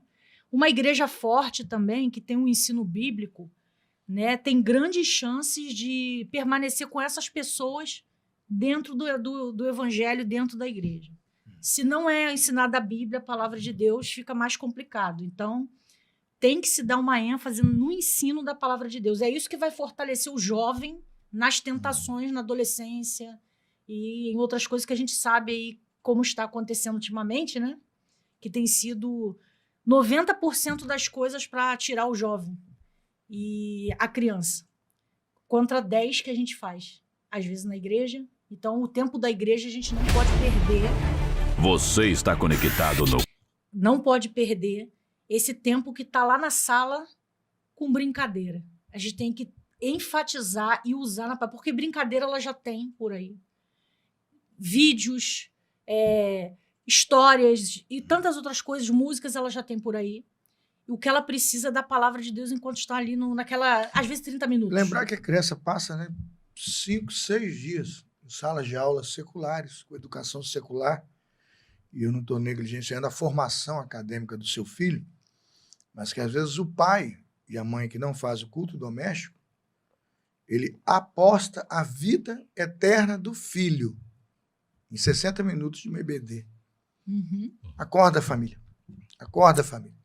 Importância do culto doméstico, né, Renata? Sim. Do encontro diário das famílias com seus filhos. O pequeno grupo multiplicador nas casas, né? Quem está no pequeno grupo multiplicador com os filhos ali em estudo, em cultos, né? Quem está trazendo seus filhos para organizações missionárias durante a semana, para os corais, né? Quem está levando e trazendo, vivendo a vida de oração da igreja, levando seu filho para a comunhão, vai ganhar. Agora, quem não prioriza, já está fazendo gol contra. Está perdendo, né? Vamos lá. Você precisa aproveitar, o pai e a mãe, precisa aproveitar toda a oportunidade. Se você está na natureza, está passeando com o teu filho, mostra para ele que aquilo aí foi Deus que fez. Você está ali no Manda o Salmo 19, os céus Exatamente. proclamam a glória. Prega o Salmo 19.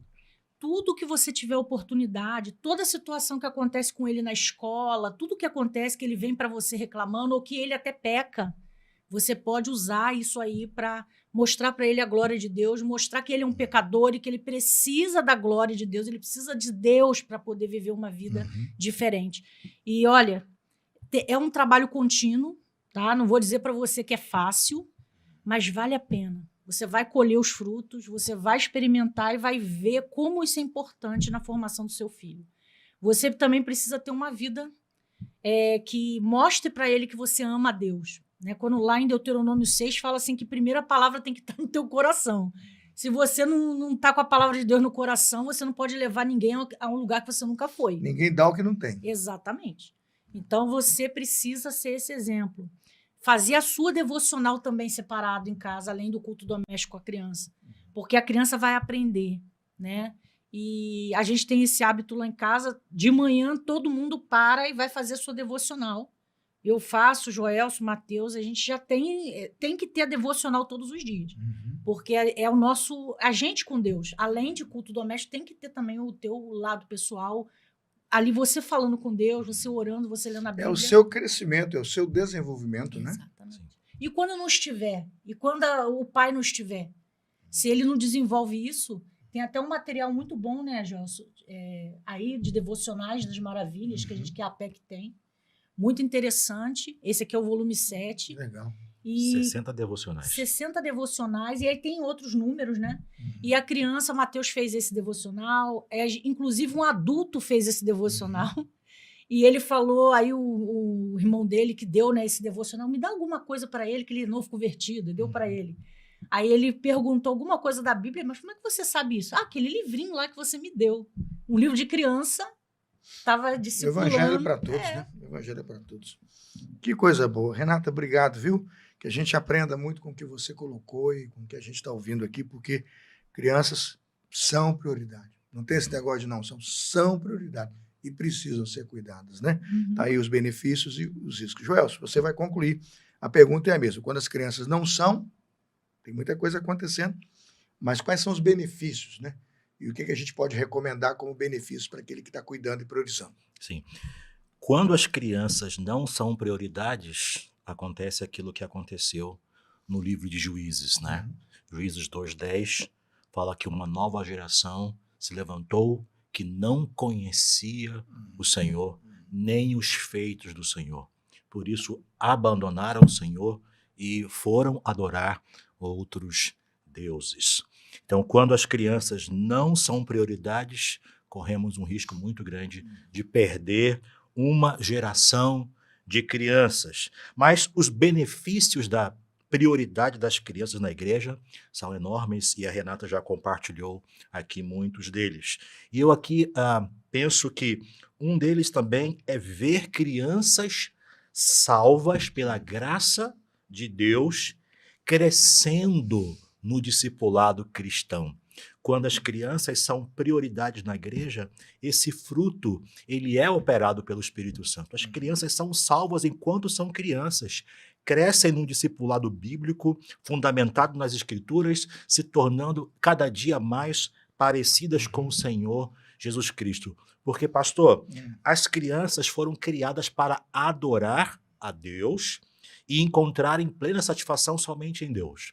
Não existe neutralidade no coração das crianças. Se elas não adorarem a Deus, elas vão adorar qualquer coisa no lugar de Deus. A grande questão é quem as nossas crianças estão adorando. Quando elas são prioridades, elas aprendem a adorar e viver somente para Deus. Eu creio que o segundo benefício é ter a bênção de formar uma geração piedosa e temente a Deus.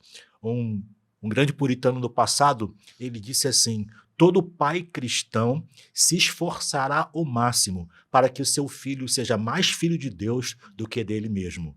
Então, quando as crianças são prioridades, a igreja, a família, desfruta de uma geração que honra e que glorifica a Deus. Quando as crianças são prioridades na família e na igreja, isso dá à família e à igreja ser instrumento nas mãos de Deus e no plano de Deus para alcançar uma geração. A infância é formativa. Satanás sabe muito bem disso. Por isso que ele investe na destruição da infância. Porque ele faz isso há muito tempo. Exatamente. Faraó manda matar infantes no Egito e é uma matança. Né? Se não há sabedoria naquela casa para cuidar das crianças, Moisés estava naquele pacote. Herodes. Não é uma questão só de ameaça. E veja, não é uma questão de ameaça ao trono. E veja como Herodes não tem nenhum pudor. Sim. Manda matar e de 2 anos para baixo. Isso está aí. É um espírito de morte. Há uma luta, né, do reino das trevas contra as crianças. Texto clássico de Apocalipse 12. Texto clássico. Que quando a mãe está gerando lá o bebê, o inimigo está lá esperando para destruir. Né? A criança tem um texto espiritual da Igreja de Cristo. Irmãos, nós temos que cuidar das crianças. Estou com você, vou pregar enquanto eu viver. Cuidem das nossas crianças. O inferno trabalha para derrubá-las. Né? O Senhor Jesus Cristo, ele compartilha conosco uma pergunta diagnóstica. O Evangelho diz que um pai levou o filho que sofria com um espírito maligno, com a intenção de destruí-lo. Os discípulos não conseguiram libertar aquele menino. A palavra de Jesus, até quando vou conviver com essa geração incrédula? Só que quando Jesus chega e o pai apresenta o caso para Jesus, Jesus pergunta para ele algo que passa sem a gente perceber. Você crê? Ele pergunta assim: desde quando isso acontece? Sim. E o pai diz: desde a sua infância. Então, O ciclo de enfermidade desde a infância. aquele menino, ele era alvo de um ataque satânico para destruí-lo desde quando ele era muito pequeno. Essa proposta continua viva e Vai ativa influenciando toda a nos historinha nossos dela. dias. E quando pergunta se crê na cura, né, ele diz assim, ajuda-me com a minha incredulidade. O pai também não estava crendo, não. E Exatamente. provavelmente um dos motivos pelos quais a vida do menino era naquele estado. Porque ele diz, ajuda-me com a minha incredulidade. A incredulidade do pai atrapalha muito aquela criança, porque se ele já tivesse crido antes, ele já teria ido ao encontro da solução antes. Mas, né, esperou muito tempo, deixou passar muito tempo, mas graças a Deus chegou no tempo da cura daquele infante, né? É verdade. George Barna, no seu livro Transformando Crianças em Campeões, Uhum. ele diz assim: Satanás tem planos para seus filhos. Hum, E você? olha isso. Essa pergunta é uma pergunta Saia bem na frente, chocante. meu irmão. Você tem que planejar, né? Exatamente. Planejar a vida espiritual, né? Planejar a vida devocional do seu filho. Aham. E eu creio que um outro benefício que a igreja, a família tem, principalmente a igreja, é o crescimento numérico de novas famílias. É claro que nós não investimos nas crianças pensando nos adultos. Uhum. Investimos nas crianças pensando nas crianças. Mas o mesmo Barna, numa pesquisa que ele fez nos Estados Unidos com pais, quando eles definiram a que igreja congregar, um dos elementos de resposta dos pais, famílias, foi a igreja que ofereceu não só fundamento bíblico na pregação, uma estrutura de crescimento, mas uma estrutura de crescimento para os seus filhos. Então, quando uma família percebe que aquela igreja ela é comprometida com o evangelho e séria no ensino dos seus filhos, aquela família opta em congregar naquela igreja. Nós temos um exemplo clássico aqui na nossa igreja, pastor. Muitos alunos que vinham para cá, que vêm para cá na terça-feira para o curso da PEC, às vezes vêm com os filhos e não tem onde os filhos ficarem. E aí os filhos ficam na embaixada, ficam na mensageira, ou ficam no ensaio do coral, e aqueles alunos durante o ano inteiro vão percebendo que a nossa igreja é uma igreja séria e comprometida com o crescimento espiritual dos seus filhos. E acabam fazendo parte da nossa congregação. Dá uma volta aí, né? Exatamente. Então, isso é algo que a gente tem visto de maneira real aqui Eu vejo. na nossa Aliás, igreja. Joel, terça-feira aqui, eu acho que tem mais gente aqui do que domingo. O nosso prédio na terça-feira é uma coisa assim, eu dou clínica pastoral na terça-feira, das 2h até as 22h. É intenso a minha clínica na terça. O horário do barulho é das 18h às 22h. O prédio parece que vai cair, porque tem a PEC, embaixada, mensageira, aula, estudo, seminário, tem tudo, tem de tudo nesse prédio. E você vê a vida que ganha o templo, a estrutura, Sim. com tanta gente entrando, sendo discipulada, né? Entrando e saindo da comunidade. Que bom, né? Que bom. Que bom. Olha, a gente tem que terminar, né? Tem uma conclusão aí, um ponto a mais aí? Não, tem Não. aqui uma frase. A frase. Uma frase do grande John Wesley. Vamos lá. Grande, João. Grande pregador do século XVIII. Ele diz assim: a menos que tomemos conta da geração que está surgindo, o presente reavivamento da religião irá durar apenas uma geração. Olha isso. Então ele amava as crianças, Com entendia a certeza, importância. Com certeza amava mesmo, né? E fique de exemplo para nós, né? Fique de exemplo para nós. Olha, Joelson, Renato, eu quero muito agradecer a vocês. Eu estou dirigindo o Crosscast, já tem 13 edições. Cada programa, né? A equipe está aqui, né? Para testemunhar. Cada programa é um programa, cada dia é um dia. Mas estou encantado com o que a gente fez aqui hoje. Eu vou dizer, Rodrigo, a gente fez história aqui hoje. A gente vai ajudar muitas famílias. Tenho certeza que Natália, lá em São Paulo, né? Vai ficar muito feliz. A Natália é uma pessoa que trabalha com crianças, ela vive isso aí. Então, Natália fez a PEC. Então, assim, a gente tem que dizer que é algo extraordinário que a gente fez aqui hoje. A gente fez história. Espero que esse programa ganhe repercussão. Espero que a gente não deixe ele parado na página da igreja. Todo mundo pega esse link, né? Copie, transmita. Você vai abençoar muita gente, muito pastor aí. Para terminar, antes de vocês fazerem as considerações finais, vocês podem falar do material e também falar um pouquinho do curso na igreja. Tem um telefone, acho, para divulgar. Sim. Queria agradecer. A gente não tem Pix, já virou jargão. Não tem Pix, não tem dinheiro. Não posso dar ajuda de custo, não tenho nada para oferecer o programa. Ele é ajudado pelas editoras que nos dão livros e por algumas empresas que às vezes nos dão um lanche, mandam alguma coisa. E a gente só pode dar para vocês conhecimento. Então, conhecimento é tudo que a gente pode oferecer. Para Renata, toda vida pertence a Deus. Está aqui, ó. Toda vida pertence a Deus. Editora Vida Nova, livro curtinho, dá para ler numa sentada, não é? Numa rede do verão, né? Numa cadeira de praia, você vai virar o livro e, de repente, está mais culto, mais sábio, mais inteligente. Toda vida pertence a Deus. Erkki Koskiniemi, né? O nome é difícil. Koskiniemi. Grande autor, livro muito bom. Esse eu já conheço, já li. Eles mandaram para mim há algum tempo. Preciosíssimo. Renata, esse é seu. E, pastor, quando o Mateus aprontar, Renata aprontar, né? Quando a humanidade deles aparecer, aprenda a perdoar. Grande Timothy Keller. Nós já fizemos um programa aqui sobre ele. Eu creio que foi o primeiro programa, já passou, foi em janeiro, a gente fez. Foi o primeiro programa de janeiro, se eu estou certo, foi 5 de janeiro, esse programa foi para o ar aí, e quero valorizar. Timothy Keller, aprenda a perdoar. Quando o Mateus aprontar, a Renata aprontar, perdoa 70 vezes 7. Obrigado, pastor. Está na Bíblia, tá bom? Sim. Porque pastor de cabeça quente é complicado, né? Pastor irado dá certo, não. Só para, antes de vocês falarem, eu quero deixar como indicação a pais, que estão preocupados com a educação dos filhos na escola, Solano Portela, tá? Está indicado. Solano Portela, o que estão ensinando aos nossos filhos? Cuidado quando matricula o filho numa escola ruim, cujo material e a proposta pedagógica é um desastre, né? Vai levar para o marxismo, vai levar para grancismo, vai levar para ideologias terríveis que vão desvirtuar a fé do seu menino. Cuidado, procure uma escola, conheça as bases, conheça o material pedagógico que ela usa, e Solano Portela fala sobre isso, dizendo que você faz uma avaliação crítica, apresentando uma resposta disso como educação escolar cristã. Recomendo, top, fica aí a dica. Vamos lá, pastor Joelso, 2 minutos, dá um tchau pro pessoal, agradece, fala alguma coisa do material e deixa aquele telefone também. Sim. Do nosso curso aqui. Meu pastor, foi uma honra, uma alegria muito grande poder estar com o senhor aqui nesse dia tão especial com toda a equipe, e o meu desejo é que Deus abençoe a vida de todos os irmãos e irmãs que estão nos acompanhando, vendo esse programa excelente.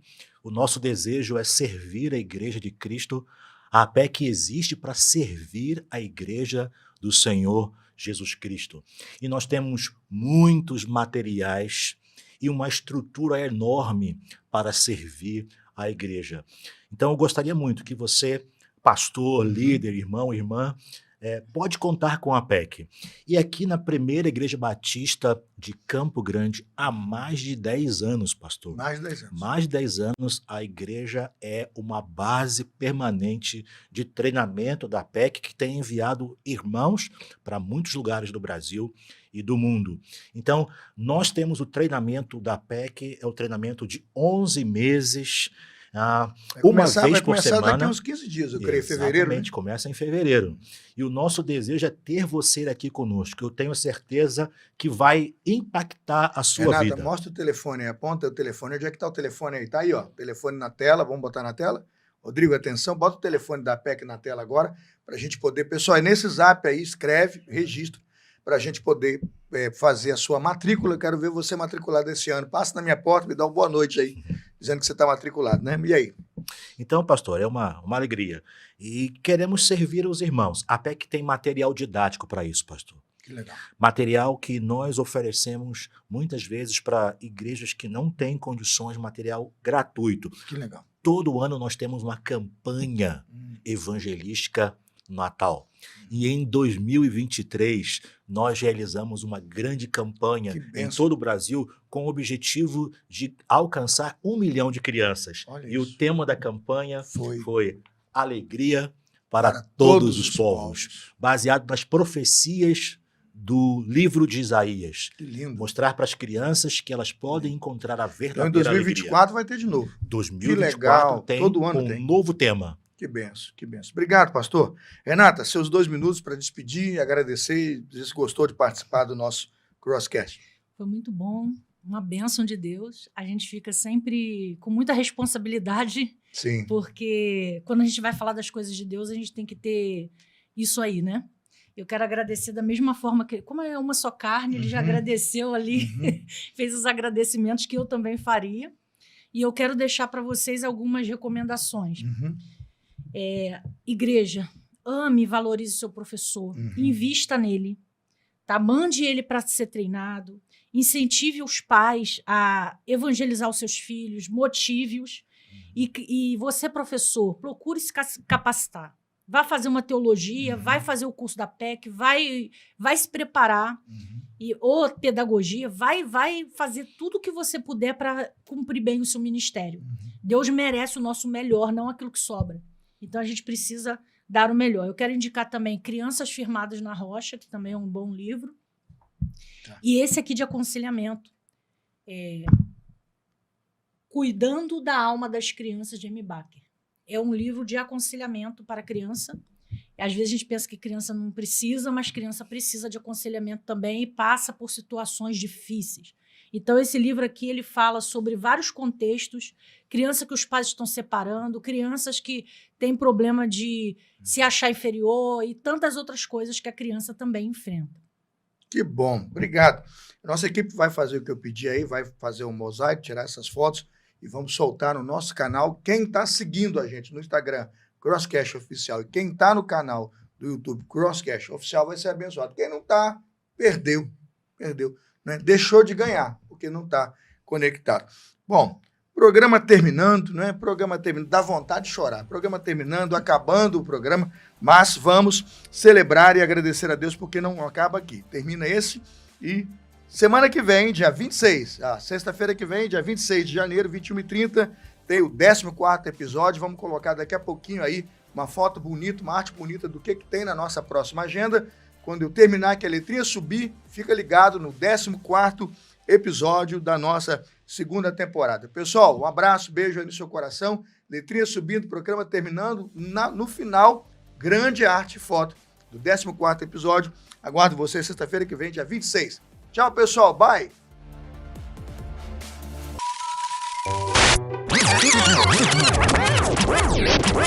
Não aperta esse botão. Não, Flustreca, o programa de vocês não é hoje. É só na próxima semana. Não, Leitinho, o Crosscast Kids é só na próxima semana. Fiquem quietinhas, assistam o programa de hoje e na próxima semana vocês participam, ok? Tentaremos agora voltar à nossa programação normal. Mas se você está curioso para saber quais serão os nossos convidados do próximo dia 26 de janeiro, às 9h30, acesse as nossas redes sociais Crosscast Oficial e fique por dentro de nossa programação.